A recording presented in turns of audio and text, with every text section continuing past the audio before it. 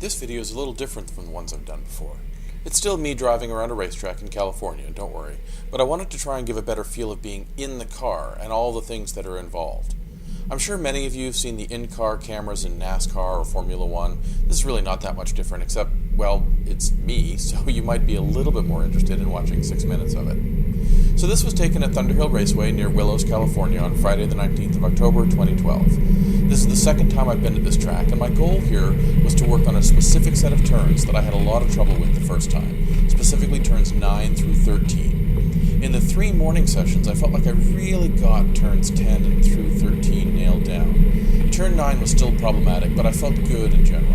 So I decided that the afternoon was just going to be me trying to be as consistent as possible, to drive the best line, and to do the same thing on each turn to really get in the groove. Because it's really once you're consistent that you can then try to change things and improve. So you'll see in most of the turns I go all the way to the outside of the track on the turn-in cone, all the way to the inside of the track at the apex cone, and then back all the way out to the outside at the track out cone. Doing this straightens out the track and usually gives you the best speed through the turns. You should also see that I'm as smooth as possible through the turns. So once I turn in, I hold the wheel steady and actually adjust the trajectory of the car with the throttle.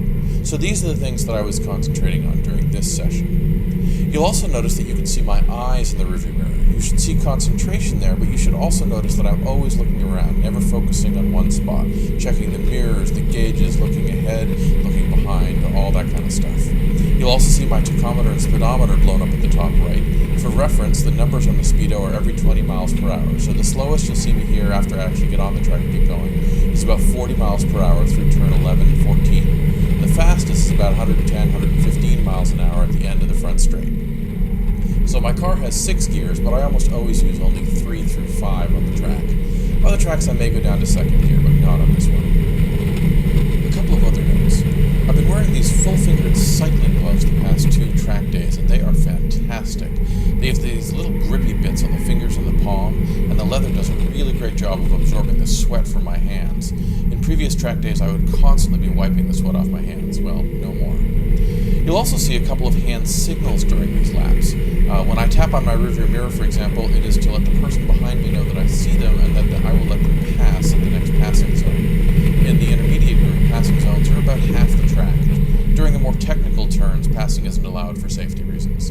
In the advanced groups, passing is allowed pretty much anywhere on the track.